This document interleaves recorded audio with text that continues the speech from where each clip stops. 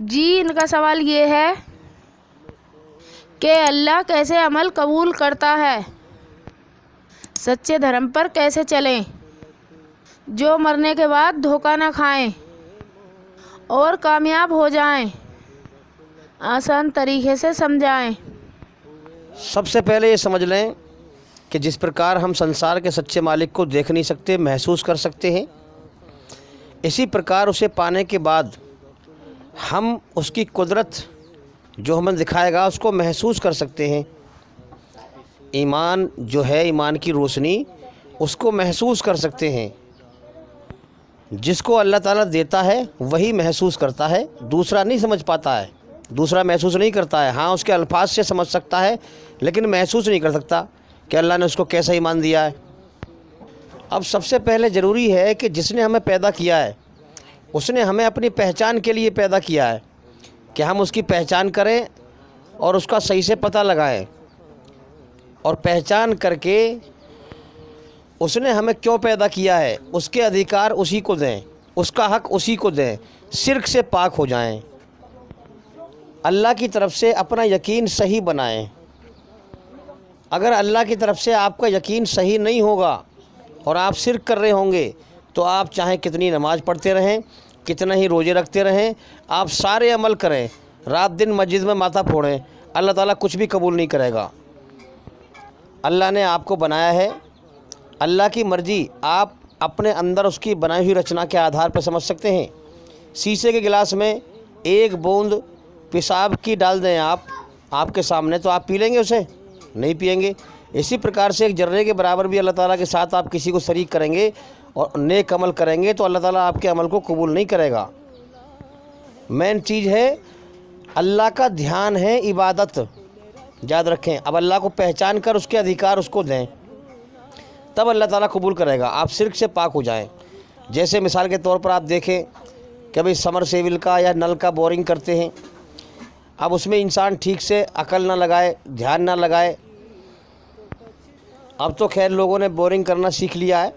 لیکن اگر نہ پتہ ہو تو آدمی سوچتا ہے مجھے پانی نکالنا، زمین کے اندر پانی ہے، اس میں سے مجھے پانی نکالنا ہے، اب میں صحیح سے دماغ لگاؤں۔ اب جو انسان باریکی سے صحیح سے دماغ لگا کر کے اور پورے ہوش و حواس میں پورے دھیان کے ساتھ صحیح سے عقل سے لگا کر کے اور بورنگ کرے گا تو اس کی محنت کامیاب ہوگی، سچی نیت سے کہ بھئی مجھے بورنگ کرنا ہے، مجھے پانی نکالنا ہے، دل سے لگن کرے گا، محنت کرے گا، تو وہ جو ہے اس کی محنت رنگ لائے گی اور پھر پانی نکل جائے گا۔ تو اسی پرکار سے جو انسان حقیقت میں جیون کا مقصد جاننے کی کوشش کرے گا کہ مجھے کس نے پیدا کیا ہے، کیوں پیدا کیا ہے، مجھ سے چاہتا کیا ہے، اللہ کی پہچان کرے گا، اللہ کی پہچان کر کے اللہ کے ادھیکار کو جانے گا، اللہ کے حق کو جانے گا اور اس کا حق اسے ادا کرے گا اور شرک نہیں کرے گا،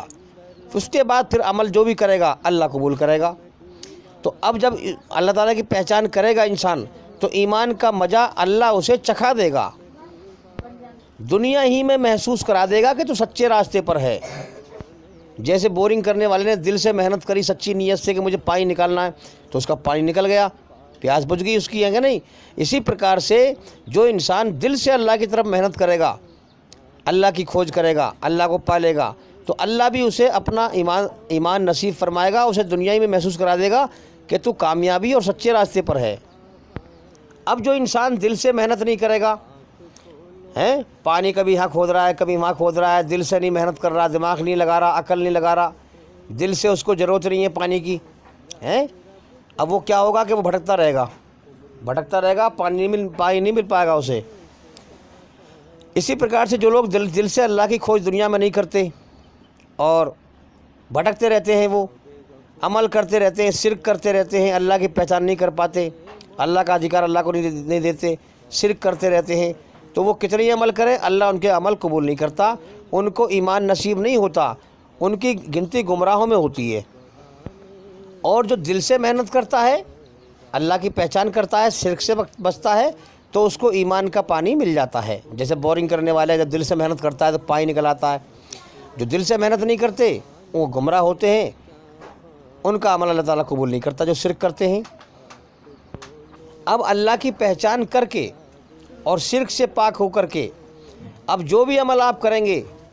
جو بھی آپ جو ہے تھوڑا کریں زیادہ کریں اللہ اس کو قبول فرمائے گا۔ اب اللہ کے اتنے حکم ہیں کہ کوئی اللہ کا حق ادا کر نہیں سکتا ہے۔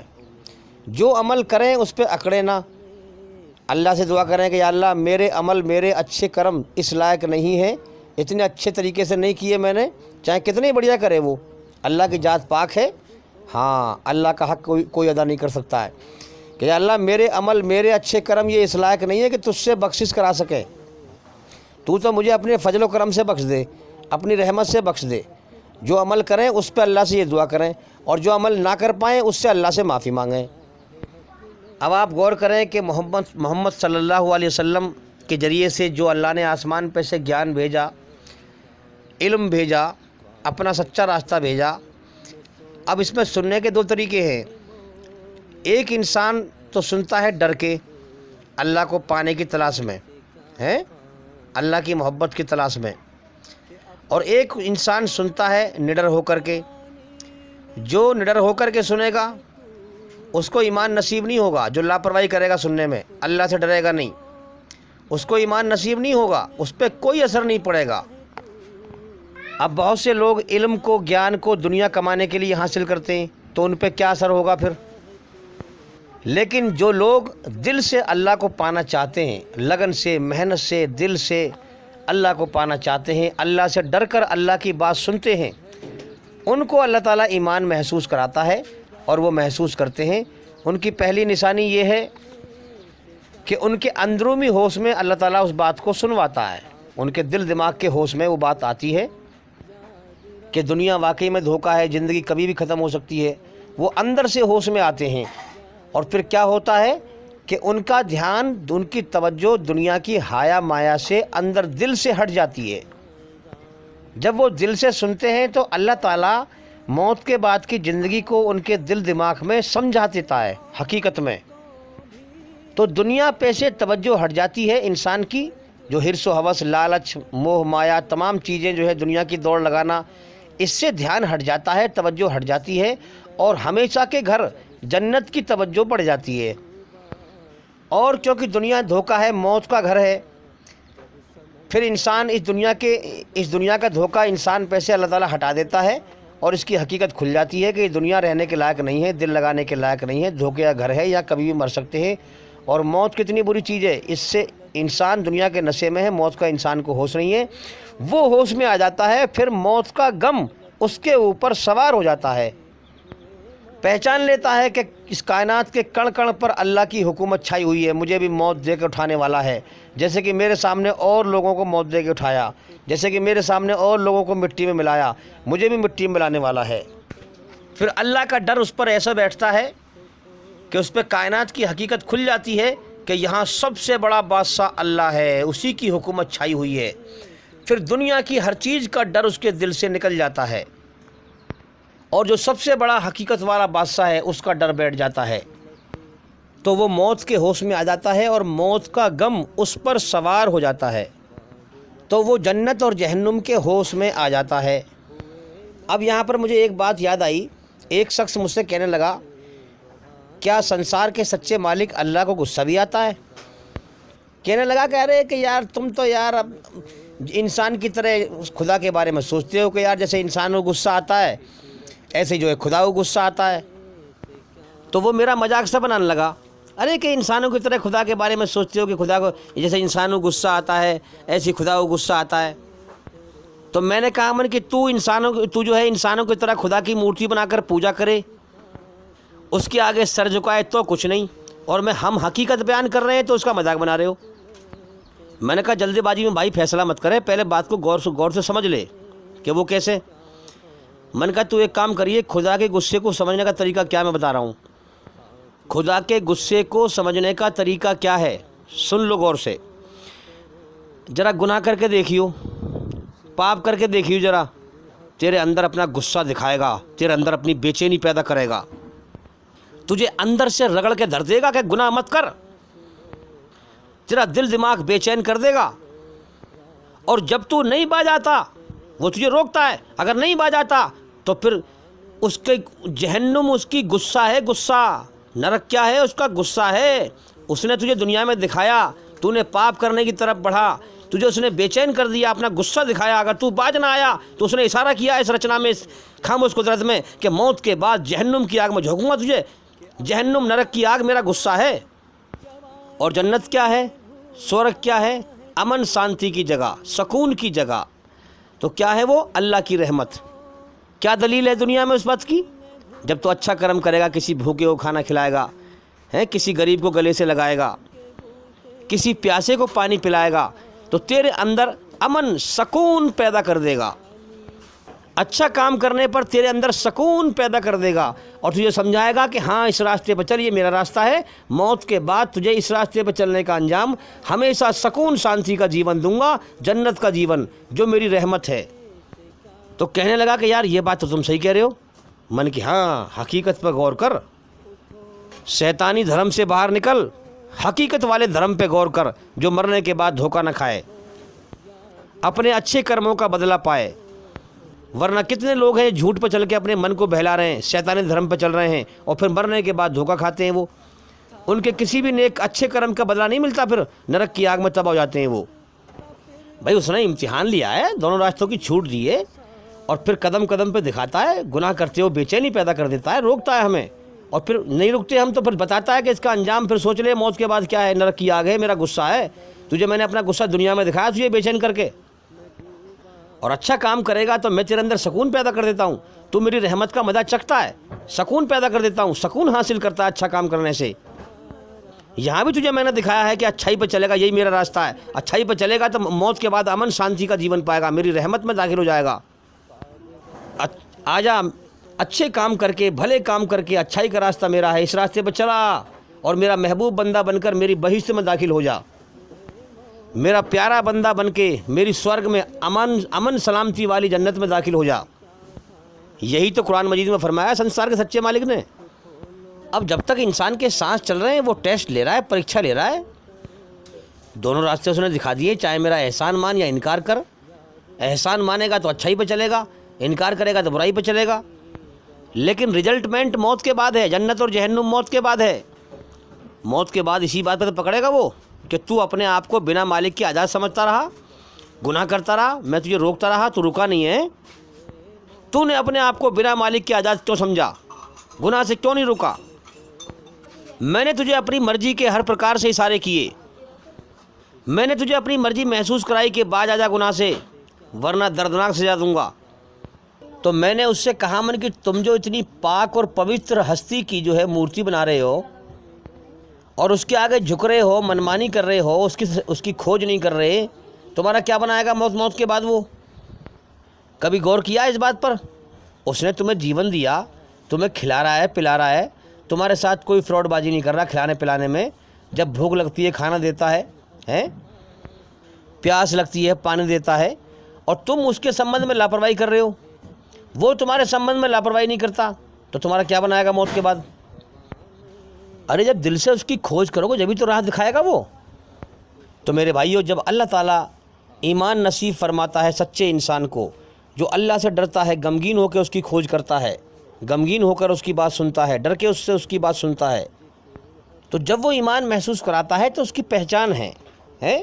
جب انسان کو مرنے سے پہلے موت کا یہ ہوش آ جائے کہ اس دنیا میں کوئی کسی کا نہیں ہے، اس دنیا میں اکیلا آیا ہوں اور اکیلا جاؤں گا یہاں سے لوٹ کر، اس دنیا میں کوئی کسی کا نہیں ہے، یہ دنیا غفلت کا جہان ہے، یہاں میرا کچھ نہیں ہے۔ انسان دھوکے میں کہتا ہے کہ یہ میرا، وہ میرا، یہ میرا، وہ میرا، موت آئی تو کچھ بھی نہ ہے میرا، سب ہو جاتا ہے پرایا۔ ہاں، جب سمجھ جاتا ہے کہ یہ دنیا بھولنے کا جہان ہے، بھولنے کی دنیا ہے، یہاں مرنے والے کو سب بھول جاتے ہیں، اپنی اپنی میں پڑ جاتے ہیں، اب جو مر گیا اس کا حال وہاں پر کیا بن رہا ہے وہ جانے، مگر اس دنیا میں لوگ بھول جایا کرتے ہیں، اپنی اپنی میں پڑ جایا کرتے ہیں۔ اور انسان کو اس بات کا ہوش آ جائے کہ یہاں سے مر کر اللہ کی طرف اکیلے جانا ہے، اللہ کے دربار میں اکیلے حاضر ہونا ہے، اپنے کرموں کا حساب دینا ہے۔ اللہ مجھ سے کسی اور کے بارے میں نہیں پوچھے گا، میرے بارے میں پوچھے گا کہ میں نے تجھے سب کچھ دیا، تو نے میرے لیے کیا کوشش کی، میری کتنی پہچان کی، تو نے رات دن میری روزی کھائی، میرا رزق کھایا، میری نعمتوں میں رہا ہے، تو نے میری کتنی کھوج کی، میری کتنی پہچان کی، میری کتنی قدر کی، کتنا میرا احسان مانا۔ اب اس چیز کے انسان ہوش میں آ جائے تو اکیلے میں انسان اللہ سے چپ چاپ ڈرے تو مانو کہ اللہ نے اسے ایمان دے دیا۔ اب دیکھو نا مسلمان قوم کا حال کیا ہے، قرآن کو بنا سمجھے پڑھتے ہیں، قرآن خوانی کراتے ہیں، سمجھ کے نہیں پڑھتے۔ یہ قرآن خوانی کرانے والے اگر یہ اللہ کا احسان مانتے، اللہ کی قدر کرتے تو قرآن کو سمجھ کر پڑھتے اور اللہ کی مرضی کو جانتے، اپنی مرضی نہ چلاتے، اللہ کی مرضی کو جان کر اسے راضی کرتے۔ قرآن کو بنا سمجھے اپنی منمانی سے نہ پڑھتے کہ رسم کے طور پر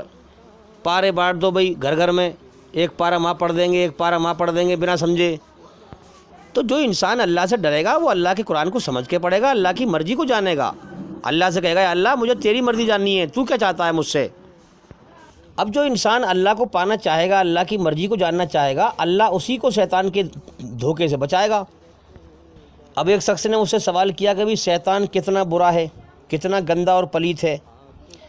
تو میں نے کہا بھائی اپنے من میں شیطان کے برے خیالوں سے پتہ لگاؤ کہ وہ کتنا گندا اور کتنا پلیت ہے۔ دیکھو تمہارے من میں کیسے کیسے گندے اور برے برے خیال ڈالتا ہے، اس سے اس کی پہچان کر لو گے تم۔ اس لیے میں لوگوں سے کہتا ہوں کہ اللہ کا علم حاصل کریں، ہمارے چینل کے اندر جا کر کے ایک ایک کر کے سبھی ویڈیو دیکھیں اور سنیں تاکہ جلدی سے جلدی آپ اندھکار سے نکل کر روشنی میں آئیں۔ امید کرتا ہوں کہ سوال کا جواب ہو گیا، اور بھائی انشاءاللہ زندگی رہی تو پھر ملاقات ہوگی۔ السلام علیکم ورحمۃ اللہ وبرکاتہ۔ کن سانسوں کا میں اعتبار کروں جو انت میں میرا ساتھ چھوڑ جائے گی؟ کس دھن کا میں اہنکار کروں جو انت میں میرے پرانوں کو بچا نہیں پائے گا؟ کس تن پہ میں اہنکار کروں جو انت میں میرا آتما کا بوجھ نہیں اٹھا پائے گا؟ خدا کی عدالت میں وکالت نہیں ہوتی، اور یدی سزا ہو جائے تو ضمانت نہیں ہوتی، تو ضمانت نہیں ہوتی۔ اللہ کے آگے صاف دل سے توبہ کرو، امید ہے کہ وہ تمہارے گناہ تم سے دور کر دے گا اور تم کو جنتوں میں جن کے نیچے نہریں بہہ رہی ہیں داخل کرے گا۔ اس دن اللہ پیغمبر صلی اللہ علیہ وآلہ وسلم کو اور ان لوگوں کو جو ان کے ساتھ ایمان لائے ہیں رسوا نہیں کرے گا، بلکہ ان کا نور ایمان ان کے آگے اور داہنی طرف روشنی کرتا ہوا چل رہا ہوگا، اور وہ اللہ سے التجا کریں گے کہ اے پروردگار ہمارا نور ہمارے لیے پورا کر اور ہمیں معاف فرما، بے شک اللہ ہر چیز پر قادر ہے۔ لوگوں کا حساب اعمال کا وقت نزدیک آ پہنچا ہے اور وہ غفلت میں پڑے اس سے منہ پھیر رہے ہیں۔ ان کے پاس کوئی نئی نصیحت ان کے پروردگار کی طرف سے نہیں آتی مگر وہ اسے کھیلتے ہوئے سنتے ہیں، ان کے دل غفلت میں پڑے ہوئے ہیں۔ جو لوگ اپنے پروردگار سے ڈرتے ہیں ان کے بدن کے رونگٹے اسے سن کر کھڑے ہو جاتے ہیں، پھر ان کی کھالیں نرم ہو جاتی ہیں اور دل بھی نرم ہو کر اللہ کی یاد کی طرف متوجہ ہو جاتے ہیں۔ یہی اللہ کی ہدایت ہے، وہ اس سے جس کو چاہتا ہے ہدایت دیتا ہے، اور جس کو اللہ گمراہ رہنے دے اس کو کوئی ہدایت دینے والا نہیں۔ جو لوگ اپنے پروردگار سے ڈرتے ہیں ان کے بدن کے رونگٹے اسے سن کر کھڑے ہو جاتے ہیں، پھر ان کی کھالیں نرم ہو جاتی ہیں اور دل بھی نرم ہو کر اللہ کی یاد کی طرف متوجہ ہو جاتے ہیں۔ یہی اللہ کی ہدایت ہے، وہ اس سے جس کو چاہتا ہے ہدایت دیتا ہے، اور جس کو اللہ گمراہ